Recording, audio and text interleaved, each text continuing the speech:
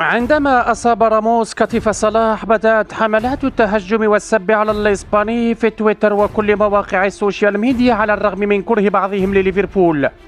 عندما كان يظهر اسم صلاح في قائمة الخيارات المرشحة لأفضل هدف أو أفضل لاعب، كان اسمه يهيمن على التصويت على الرغم من عدم أحقيته لذلك في بعض الأحيان.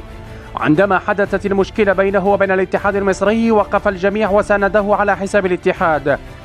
أريد أن أعترف لك بشيء عزيزي صلاح، ففي كل مرة تهيمن على محركات البحث وتصبح الترند وتتخطى الحدود في عمليات التصويت كل مرة.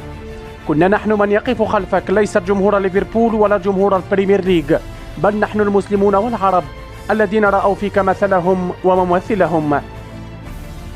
محمد صلاح لو دعم القضية ولو بمنشور واحد سترى الملايين من الناس ومن متابعيه سيتأثرون، فجمهور الليفر يغني يا صلاح لو تسجل أهدافا أخرى سأكون مسلم.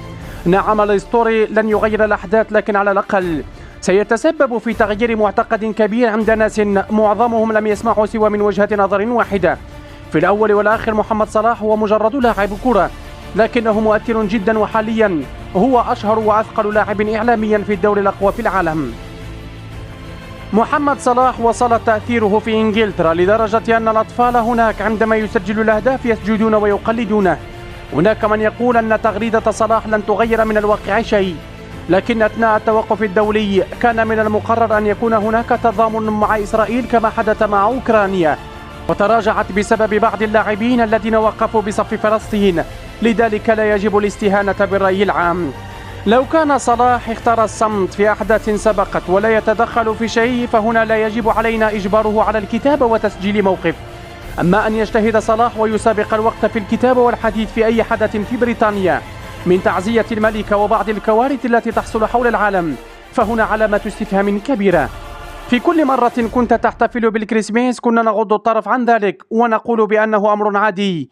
أيام قدمت التعزية لرحيل إليزابيث وجد لك بعضنا المبرر، حتى آخر لحظة كنا نأمل في أن يأتي منك تعاطف مما يحدث لأهلنا في غزة، تغريدة تغير صورة بروفايل أو حتى ريتويت لأي شخص تعاطف مع القضية.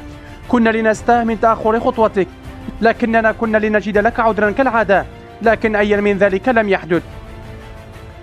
لذلك منذ هذه اللحظة ومصلاح في نظري يمثل نفسه فقط، فلا هو بعربي ولا بمصري سوى بجواز السفر والمنطقة الجغرافية لولادته.